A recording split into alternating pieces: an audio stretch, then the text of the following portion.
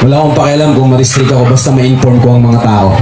Nagkakaroon na naman ng mga fear-mongering. Dahil ang plano nila, no? Nagpo-provide na naman sila ng mga vaccine. Ang plano nga nila sa mga tao is to control. Monkeypox has no place in us, no power over us, through the blood of Jesus Christ. Declaration natin, Mpox or Monkeypox has no place in us, no power over us, through the blood of Jesus Christ. Kaya nga sabi ko, in the past few years, nung mga naturukan dito, mga napilitan na magpabakuna dahil tayo ay ginipit, for this time, sasabihin ko po sa inyo, mas matindi po yung mangyayari. Pero dahil alam nyo na, siguro naman mga kapatid, makapaninindigan na tayo. Okay? Huwag nating isipin na concerned talaga sila sa atin. They are not concerned. Okay? Ang gusto nila is turukan tayo ng turukan dahil may plano sila na hindi maganda sa mga tao. That is to depopulate. Okay? So dapat maunawaan natin, dapat natuto na tayo. From Dengbaksya pa lang hanggang sa naging COVID. Wala akong pakialam kung ma-restrict ako, basta ma-inform ko ang mga tao.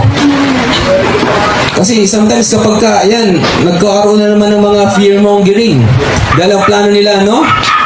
Nagpo-provide na naman sila ng mga vaccine. Kailan ba ginawa yan? Actually, matagal na nilang provide yan kasi ang plano nga nila sa mga tao is to control. Kaya nga pinoforce nila this time, yung sinasabi po natin, nakipagkaisa na po ang ating gobyerno sa World Health Organization. Actually, that is June 2025 po. Pero dahil third country tayo, first country muna. Yung November 20, 2024, I don't know kung ito ay mangyayari talaga. Pero dahil predict napanood niyo po ba yung pinost ko yun sa Simpson? Nakikita niyo naman siguro, I am not stop giving you a warning para po tayo ay makapaganda. Hindi para takutin kayo, kundi para paghandaan yung nalalapit na pwedeng mangyari. That's why sinasabi nga po natin, wala nang time para maglaro. Yung time na tayo yung maluwag, dapat inilalaan na natin sa Panginoon para kapag dumating yung testing, handa tayong harapin yung mga pagsubok na pahihintulutan ng Panginoon. Okay?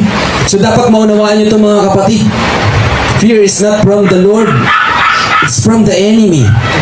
Dahil pag takot ang tao, mangyayari sunod-sunuran. Napansin nyo kapag takot ang isang tao, kahit anong sabihin mo sunod-sunuran? Hello? Kaya hindi ako tumitigil na mag-ingay. Actually, marami nang gising. Alam niyo, ang kinakalungkot ko sa panahon natin ngayon, hindi yung mga taong walang pananampalataya. Ang kinakatakutan ko sa mga panahon na to is yung mga tao na sinasabi nilang may pananampalataya pero wala yung pagtitiwala sa Panginoon. Sa panahon po natin ngayon, ang Kristiyano ang deceptive. They are claiming Christian pero hindi makita sa bunga. Okay? So dapat maunawaan na hindi masama. Mag-face mask kayo kung may alikabok. Okay yun.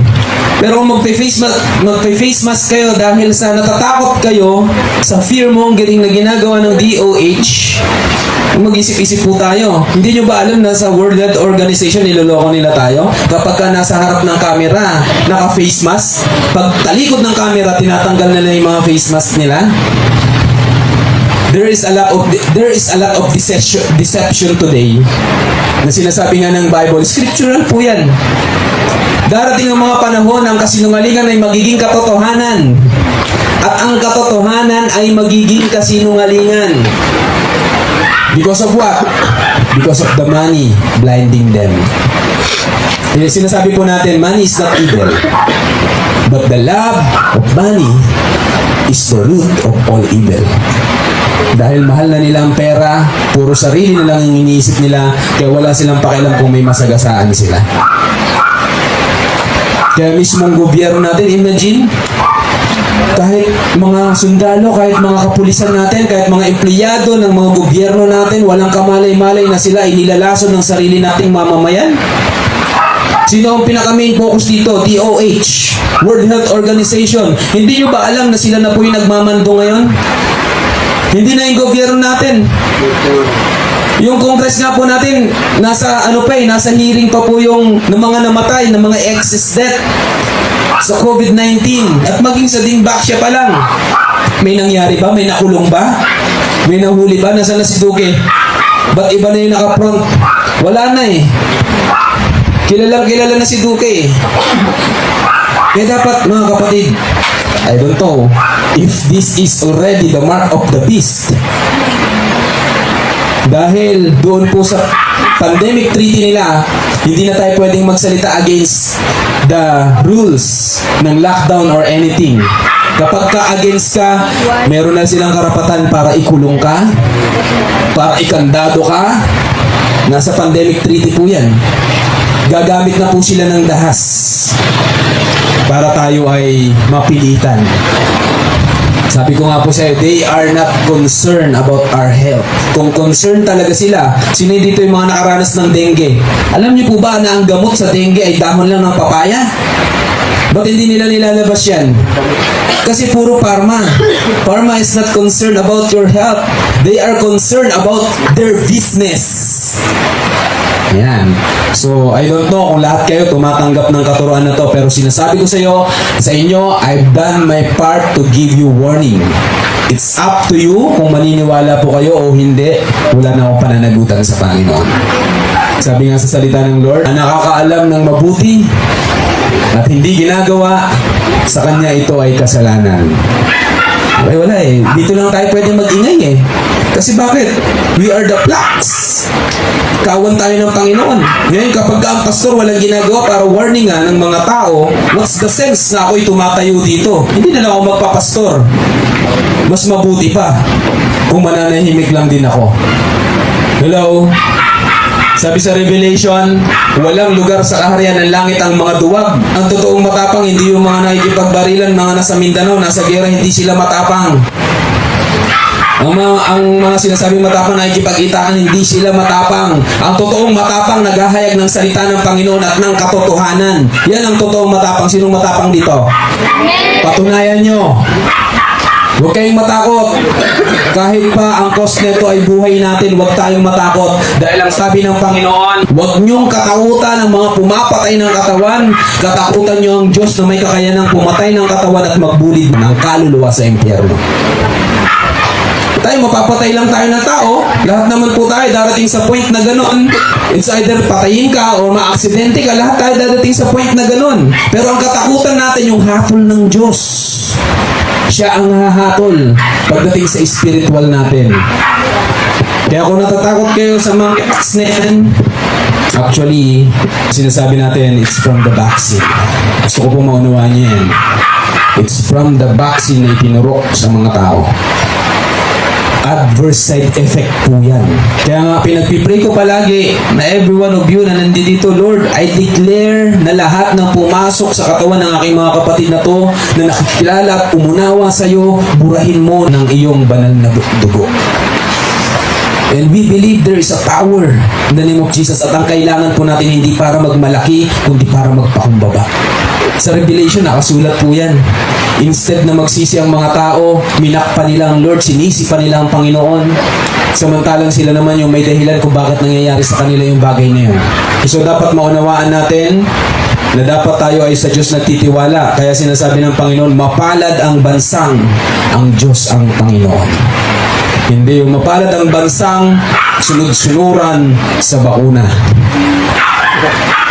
Akala niyo po ba sa Pilipinas lang yan? Buong mundo po yan. Sino nag-rule? Government ba natin? Hindi. Total lang ang government natin. Ang pinaka nag-rule po dyan, World Health Organization. Kung hindi nyo kayang i-post yung mga sinishare ko sa Facebook or baka hinahide na ni Facebook, inform your family. Kung pakinggan nila kayo or hindi, nasa sa kanila po yun. Okay? Kahit nga yung hearing po sa Congress ni Congressman Dan Fernandez, hindi binabalita sa TV yan. Hindi binabalita sa social media, sa ano yan, sa ABS-CBN, GMA. Wala na kasi si Mike Enriquez eh. Siguro kung nandun si Mike Enriquez, baka sasabihin niya, pawang katotohanan lamang, hanggat may naapi, hindi namin kayo. Kaya siguro kinuha ng Lord eh, kasi wala siyang magagawa eh. Sana si Lord yung kumuha. Alam niyo po, ang media today is talagang hawak sa leeg ng mga elitista. Kahit yung Facebook. Ako talagang I use na lang yung Facebook. Sometimes nagiging wise ako. Pero kapag ka mga ganitong senaryo, hindi natin kailangan pwedeng manahimik. Kung i-restrict niya tayo, wala tayong magagawa. At least na-inform natin ang mga kapatid natin. Yung nanonood ngayon na nai-inform, praise God. Pasalamat ka sa Diyos dahil na-inform ka. Pero hindi dito natatapos yun. Kailangan magdesisyon ka. Hindi natatapos sa narinig lang natin. Kung ano yung pinaunawa ng Panginoon, kailangan kilusan natin. Okay? Dahil kayo nandito, kayo yung pananagutan para sa mga mahal nyo sa buhay. Nai-inform sila about the lies of the enemies. Kahapon nga lang, bago kami mag-music practice, si Ate Shai, nung time ng dingback siya, nagulat ako. Alam mo, Pastor, nung time ng dingback siya, okay lang ba na inform natin sila? Nung time ng dingback siya, Pastor, wala nang consent ng magulang. Basta nilang pinapapunta yung mga estudyante sa office ng principal para turukan ng dingback siya. Nakita niyo po yun? Wala nang consent talaga. Ang gusto nila is to kill people. Kaya nga sometimes hindi mawala sa akin na wala akong tiwala sa actually, yung mga nurse natin, some of our doctors walang alam eh. Kasi sunod-sunulan, ang pinaka-general nila, World Health or kaya DOH, kung ano sabihin ng DOH, susundin lang nila. Nawawala yung common sense. Sandali lang. Di ba 10 years dapat ang pag-aaral sa bakuna? Minimum yun. Ako nga, hindi naman ako doktor pero alam ko eh. Ang pagiging isang pastor, tayo po dito sa church, holistic po tayo, hindi tayo puro spiritual dito. Gusto ko pong maunawaan nyo na ang church natin tumatayo kung ano yung dapat maunawaan ng tao. We are not puro spiritual. Sinusubuan ka na ng lason, puro spiritual pa rin sinasabi mo. That's why we need to be aware. Wala ka nang makain, hindi ka pa nagtatrabaho. Pinapatay ka na, wala ka pang ginagawa. Kailangan mo na maghayag, binubusalan pa yung bunganga mo, hindi po pwedeng ganun. Okay? Kaya dapat maunawaan natin yung bagay na yun. Just to inform you, kasi ito po ay urgent. Anytime, baka hindi umabot ng November, baka hindi tayo umabot ng December, baka bigla silang ng lockdown. Alam niyo kung bakit po na-delay? Dahil marami ng tao gising. Basahin niyo po yung mga posting ng DOH, tignan niyo po yung mga comment, kung ano yung mga comment ng tao. Natatawa na lang ang mga tao. Pero kahit tinatawanan natin yan, kapag ka sila'y gumamit ng braso, gumamit ng dahas, wala po tayong magagawa. Kaya kung sakaling dumating man yung point na yon, magpupuri na lang ako sa Panginoon, hindi niya tayo pababayaan. Okay? So baka nagugulat po kayo, baka natatakot kayo, hindi ko po kayo tinatakot, binibigyan ko kayo ng courage para sa Diyos magtiwala. Hindi ko kayo sinasabing mag-alyansa sa gobyerno natin. Ang kailangan po natin mag-pray. We are not against sa gobyerno natin. We love them. Dahil alam naman natin na ginagawa lang nila ang trabaho nila. Ang may kaso dito is yung DOH, yung World Health, yung mga kabal. Yun po yung rule ng church natin to inform every one of us. Para maging aware po tayo. Not to boost. Hindi sa nagmamalaki ako. Yung pamilya ko, salamat sa Diyos. Dahil hindi po kami nag-comply sa COVID na yan.